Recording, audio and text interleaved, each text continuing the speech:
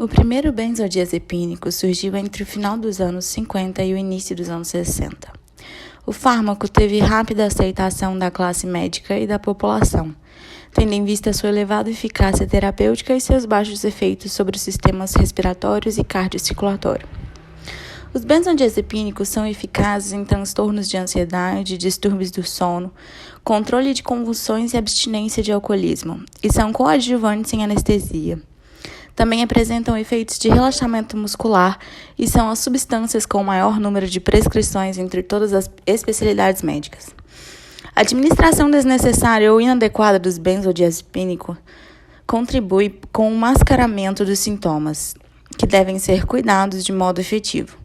O suporte psicológico ajuda o sujeito a compreender suas questões individuais, potencializando sua capacidade de superação e sua resiliência. Para prevenir o abuso de benzodiazepínicos, mostra-se necessária a conscientização para a mudança no estilo de vida. A literatura indica que a população feminina é a maior consumidora de benzodiazepínicos, com um número cerca de 3 vezes maiores do que os da população masculina. Neste trabalho, trouxemos 3 mulheres de idades diferentes para relatarem sobre as suas experiências com o uso da medicação para ansiedade ou depressão. Elas relataram para nós o motivo de iniciar a medicação, indicações e quais foram as consequências do uso. Olá, meu nome é Elaine, tenho 27 anos, faço uso de sertralina. Esse medicamento me foi indicado pela psiquiatra após o diagnóstico de um quadro de depressão e ansiedade. No começo, alguns efeitos colaterais foram percebidos, como tonturas, enjoos, mas eu consegui me adaptar e esses efeitos foram embora. E o medicamento me ajudou bastante com a questão do controle de emoções. Nessa época, minhas emoções vinham como vendavais e eu não conseguia controlar, e me afetavam bastante. Mas com o uso e a quantidade correta da medicação, além de terapia, eu consegui controlar as emoções e viver muito melhor. E é isso. Boa noite, gente. Meu nome é Vivian e eu vou contar para vocês um pouquinho sobre como é a minha vida com o uso constante de medicamentos. Ano passado, em janeiro, eu estava numa situação muito ruim porque eu tinha passado por alguns traumas em 2020 e eu não consegui me reerguer sozinha, sem terapia, sem um acompanhamento.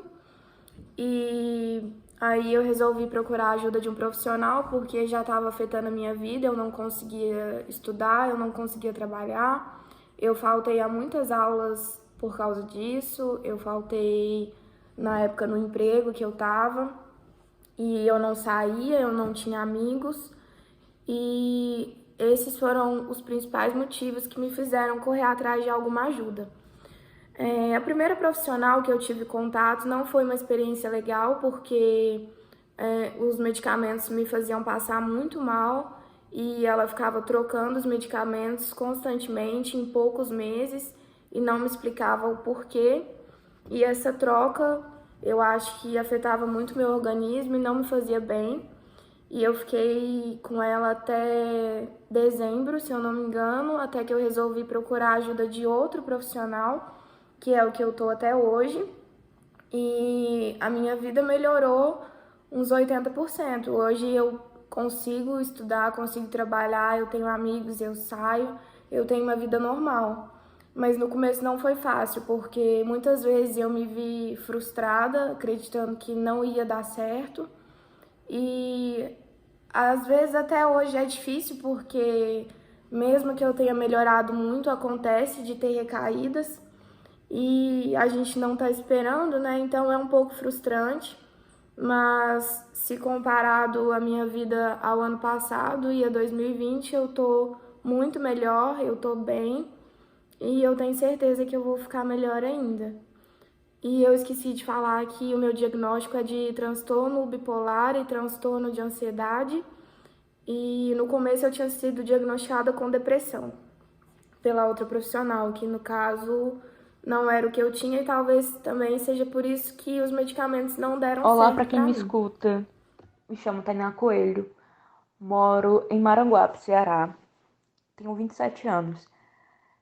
Faço uso de medicação prescrita para o tratamento da ansiedade crônica, fobia social e transtorno do pânico desde os meus 15 anos. Aos 12 anos de idade, eu fui levada pela primeira vez ao CAPS infantil por orientação da psicopedagoga do meu colégio. Fui diagnosticada com ansiedade crônica, porém apenas aos 15 anos eu comecei a tomar medicação para tratá-la. Essa medicação ela foi prescrita por um médico clínico geral, amigo da família, após uma crise de ansiedade que tive no colégio, e não tive nenhuma supervisão, orientação de alguém da área da psicologia ou da psiquiatria. Tomei durante um intervalo de 2 a 3 anos. Durante um momento eu parei a medicação por conta própria, e também por influência de família, pessoas da igreja e alguns amigos. Sofri bastante nessa pausa que eu fiz, pois eu não imaginava a falta que meu corpo ia sentir. A ansiedade ela simplesmente duplicou. Foi um intervalo bem difícil e quando eu voltei ao CAPS após alguns anos, fui orientada novamente a tomar.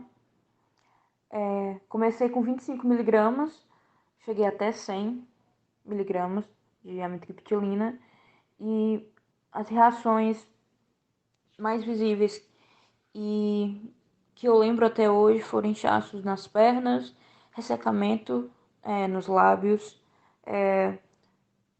muita sonolência, inchaço e ganho de peso. Após alguns anos, já sentindo que a medicação não fazia mais efeito, procurei a ajuda de um psiquiatra particular. Fiz a troca para o sertralina e para o Rivotril. Não fiz desmame da medicação.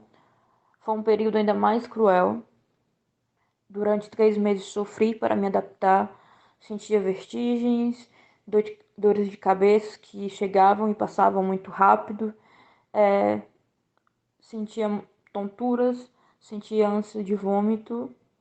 E hoje o que eu ainda sinto de reação é quando eu atraso a medicação, principalmente em relação ao Rivotril.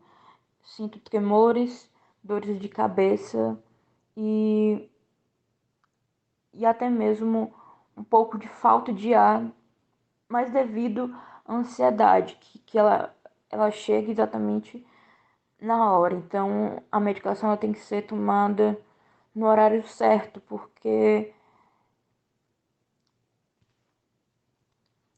é como se meu corpo cobrasse pelaquela substância.